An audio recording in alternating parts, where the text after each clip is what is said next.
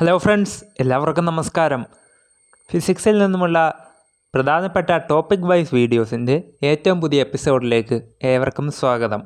ഇന്ന് നമ്മൾ പ്രവൃത്തി, ഊർജം, പവറിനെക്കുറിച്ചൊക്കെയാണ് നോക്കാൻ പോകുന്നത്. ആദ്യം തന്നെ പ്രവൃത്തിയെക്കുറിച്ച് നോക്കാം. ഒരു വസ്തുവിൽ ബലം പ്രയോഗിക്കുമ്പോൾ ആ വസ്തുവിന് ബലം പ്രയോഗിച്ച ദിശയിൽ സ്ഥാനാന്തരം ഉണ്ടായെങ്കിൽ മാത്രമേ പ്രവൃത്തി ചെയ്തതായിട്ട് കണക്കാക്കുകയുള്ളൂ. പ്രവൃത്തിയുടെ യൂണിറ്റ് ജൂളാണ്. റെപ്രസെൻ്റ് ചെയ്യുന്നത് ക്യാപിറ്റൽ ലെറ്റർ ജെ അല്ലെങ്കിൽ ന്യൂട്ടൺ മീറ്റർ എന്നിങ്ങനെയാണ്. 1000 joule equal to 1 kilojoule. ബലം പ്രയോഗിക്കുമ്പോൾ മാത്രമേ വസ്തുക്കൾക്ക് സ്ഥാനാന്തരം ഉണ്ടാകുകയുള്ളൂ.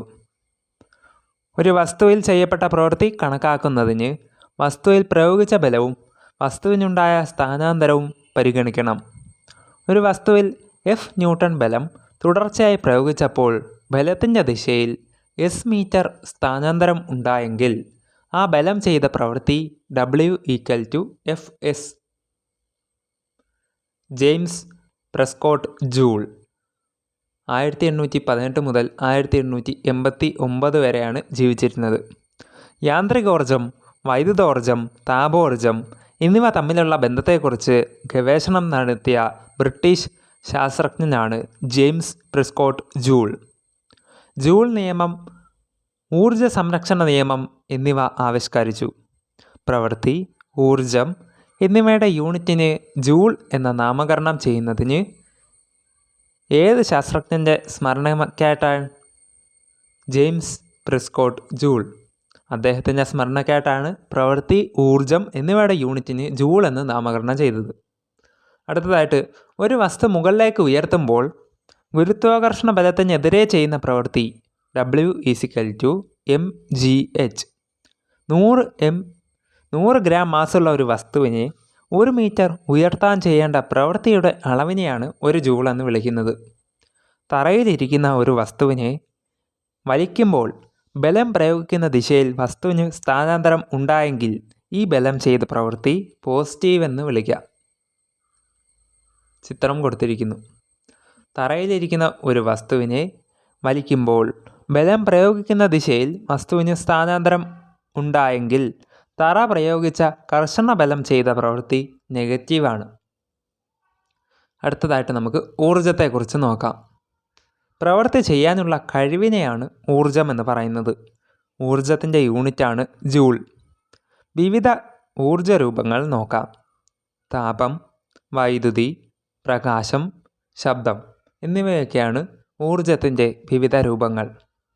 യന്ത്രങ്ങളുടെ പ്രവർത്തനത്തിലൂടെ വാഹനങ്ങളെ ചലിപ്പിക്കുന്ന ഊർജമാണ് യാന്ത്രികോർജം. പദാർത്ഥങ്ങളിൽ അടങ്ങിയിരിക്കുന്ന ഊർജം രാസോർജം. വിറക് കത്തുമ്പോൾ ലഭിക്കുന്നത് സസ്യഭാഗങ്ങളിൽ സംഭരിക്കപ്പെട്ട രാസോർജമാണ്. 2 തരം യാന്ത്രികോർജമുണ്ട്. 1 ഗതികോർജം, 2 സ്ഥിതികോർജം.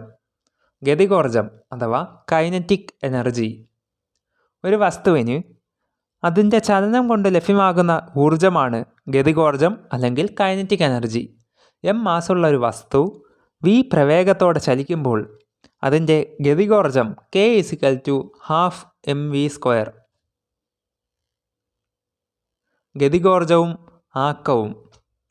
ഗതികോർജവും ആക്കവും പരസ്പരം ബന്ധപ്പെട്ടിരിക്കുന്നു. ആക്കം P ഈക്വൽ ടു mv, അതായത് V ഈക്വൽ ടു P/m ആണ്. ഗതികോർജം K equal to 12 mv² or K equal to 12 m into P/m the whole square. വിക്ക് പകരം P/m ദ ഹോൾ സ്ക്വയർ ഇട്ട് കൊടുത്തു. അതായത് K equal to 12 into P²/m equal to P²/2m എന്ന് നമുക്ക് എഴുതാം. അതായത് K ഈക്വൽ ടു P²/2m എന്ന് നമുക്ക് ചെയ്തെടുക്കാം. അടുത്തതായിട്ട് പ്രവൃത്തി, ഊർജതത്വം.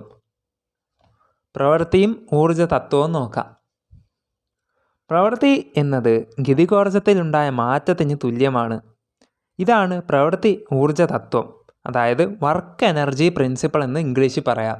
W equal to 12 mv² minus 12 mu². M മാസും U ആദ്യ പ്രവേഗവും V അന്ത്യപ്രവേഗവുമായിട്ടാണ് എടുക്കേണ്ടത്. അടുത്തതായിട്ട് സ്ഥിതികോർജം അഥവാ പൊട്ടൻഷ്യൽ എനർജിയെക്കുറിച്ച് നോക്കാം. ഒരു വസ്തുവിൽ സ്ഥാനം കൊണ്ട് ലഭ്യമാകുന്ന ഊർജത്തെയാണ് സ്ഥിതികോർജം അല്ലെങ്കിൽ പൊട്ടൻഷ്യൽ എനർജി എന്ന് വിളിക്കുന്നത്. സ്ഥിതികോർജം U=mgh. ഒരു വസ്തു മുകളിലേക്ക് ഉയർത്തപ്പെടുമ്പോൾ ഗുരുത്വാകർഷണത്തിനെതിരായിട്ട് ചെയ്ത പ്രവൃത്തി വസ്തുവിൽ ഊർജമായിട്ട് സംഭരിക്കപ്പെടുന്നു. തറയിൽ നിന്നും ഉയരം കൂടുമ്പോൾ സ്ഥിതികോർജം കൂടുന്നു. ഉദാഹരണം തെങ്ങിലുള്ള തേങ്ങയാണ്. ഉയരത്തിൽ നിന്നും താഴേക്ക് വരുമ്പോൾ സ്ഥിതികോർജം കുറയുന്നു. ഉദാഹരണം തെങ്ങിൽ നിന്നും തേങ്ങ താഴോട്ട് പതിക്കുന്നു. സ്ഥാനവും സ്ഥിതികോർജവും. ഒരു നിശ്ചിത ഉയരത്തിലുള്ള വസ്തുവിൻ്റെ സ്ഥിതികോർജം ഏത് സ്ഥാനമാണോ 0 പൊട്ടൻഷ്യലായിട്ട് കണക്കാക്കുന്നത് എന്നതിനെ ആശ്രയിച്ചിരിക്കും. മറ്റ് രീതിയിൽ നിർദ്ദേശിച്ചിട്ടില്ല എങ്കിൽ തറയെയാണ് 0 പൊട്ടൻഷ്യൽ കണക്കാക്കാനുള്ള സ്ഥാനമായിട്ട് സ്വീകരിക്കുന്നത്. അടുത്തത് സ്ട്രെയിൻ മൂലം സ്ഥിതികോർജം ലഭ്യമാകുന്നതിനുള്ള ഉദാഹരണങ്ങൾ നോക്കാം. 1. കുലച്ചു വെച്ച വില്ല്. 2. വലിച്ചു നിർത്തിയിരിക്കുന്ന റബ്ബർ ബാൻഡ്. 3. സ്പ്രിംഗ് അമർത്തുകയോ വലിക്കുകയോ ചെയ്യുമ്പോൾ. പൂച്ചട്ടി സൺഷെയ്ഡിന് മുകളിലായിട്ട് ഇരിക്കുമ്പോൾ ഉള്ള ഊർജമാണ് സ്ഥിതികോർജം. പൂച്ചട്ടി താഴേക്ക് പതിക്കുമ്പോൾ സ്ഥിതികോർജം കുറയുകയും ഗതികോർജം കൂടുകയും ചെയ്യുന്നു. പൂച്ചട്ടി താഴെ പതിക്കുന്നതിന് തൊട്ട് മുൻപ് നടക്കുന്ന ഊർജ പരിവർത്തനമാണ് സ്ഥിതികോർജം മുഴുവനും ഗതികോർജമായിട്ട് മാറുന്നു. അടുത്തതായിട്ട് നമുക്ക് ഊർജ സംരക്ഷണ നിയമം അഥവാ ലാ ഓഫ് കൺസർവേഷൻ ഓഫ് എനർജി എന്താണെന്ന് നോക്കാം. ഊർജം നിർമ്മിക്കുകയോ നശിപ്പിക്കുകയോ കഴിയുകയില്ല. ഒരു രൂപത്തിലോട്ടുള്ള ഊർജം മറ്റൊരു രൂപത്തിലേക്ക് മാറ്റാനേ കഴിയൂ. ഇതാണ് ഊർജ സംരക്ഷണ നിയമം എന്ന് വിളിക്കുന്നത്.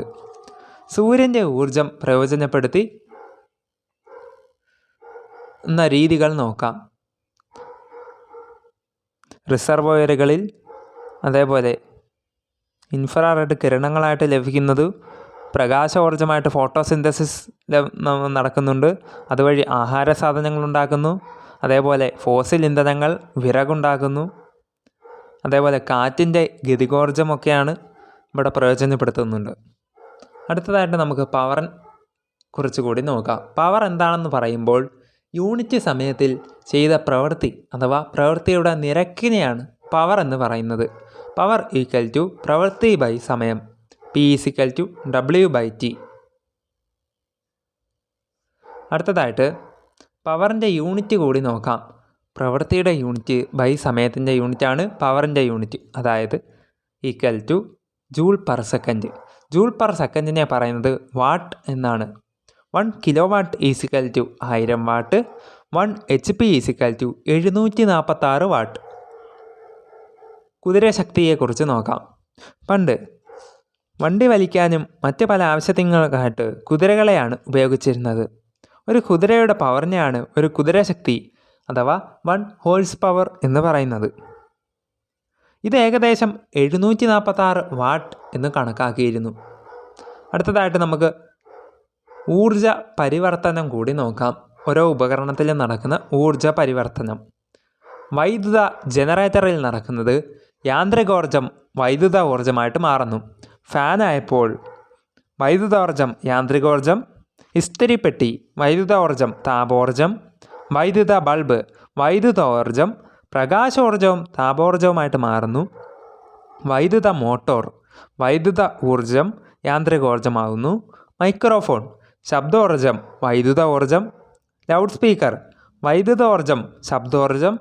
സോളാർ സെൽ പ്രകാശോർജത്തെ വൈദ്യുതോർജമായിട്ട് മാറ്റുന്നു. ഇലക്ട്രിക് ബെൽ വൈദ്യുതോർജത്തെ ശബ്ദോർജം. ഡൈനാമോ യാന്ത്രികോർജത്തെ വൈദ്യുത ഊർജമാക്കുന്നു. ഊർജമാറ്റങ്ങൾ. ഊർജം ഒരു രൂപത്തിൽ നിന്നും മറ്റൊരു രൂപത്തിലേക്ക് മാറ്റാം. തീപ്പെട്ടിക്കൊള്ളി കത്തിക്കുമ്പോൾ രാസോർജം താപോർജം പ്ലസ് പ്രകാശോർജം പ്ലസ് ശബ്ദോർജമായിട്ട് മാറുന്നു. മിക്സിയിൽ നടക്കുന്നത് വൈദ്യുതോർജത്തെ യാന്ത്രികോർജവും താപോർജവും ശബ്ദോർജമായിട്ട് മാറുന്നു. റേഡിയോ ആയപ്പോൾ വൈദ്യുത ഊർജത്തെ ശബ്ദോർജമാക്കുന്നു. ബൾബ് പ്രകാശിക്കുമ്പോൾ വൈദ്യുത ഊർജത്തെ പ്രകാശോർജവും താപോർജമായിട്ട് മാറ്റുന്നു. പ്രകാശ സംശ്ലേഷണ സമയത്തുണ്ടാകുന്ന ഊർജമാറ്റം സൗരോർജത്തെ രാസോർജമായിട്ട് മാറ്റുന്നു. സോ ഫ്രണ്ട്സ്, ഇതോടുകൂടി ഈ ഒരു ചെറിയ ടോപ്പിക് പ്രവൃത്തി, ഊർജം, പവർ എന്നതിനെക്കുറിച്ചുള്ള ഈ ഒരു ടോപ്പിക് ഇവിടെ പൂർണ്ണമാകുന്നു. നിങ്ങൾക്ക് ഈ വീഡിയോ ഇഷ്ടപ്പെട്ടെങ്കിൽ ലൈക്ക് ചെയ്യാനും തുടർന്നും ഇതേപോലെയുള്ള ടോപ്പിക് വൈസ് വീഡിയോസിനും മറ്റ് എക്സാം റിലേറ്റഡ് ടോപ്പിക്സിനുമായിട്ട് ഇപ്പോൾ തന്നെ ചാനൽ സബ്സ്ക്രൈബ് ചെയ്ത് ബെൽ ബട്ടൺ കൂടി എനേബിൾ ചെയ്ത് വയ്ക്കുക. കൂടുതൽ വീഡിയോസ് ഉടൻ വരുന്നതാണ്. ഏവർക്കും നന്ദി, നമസ്കാരം.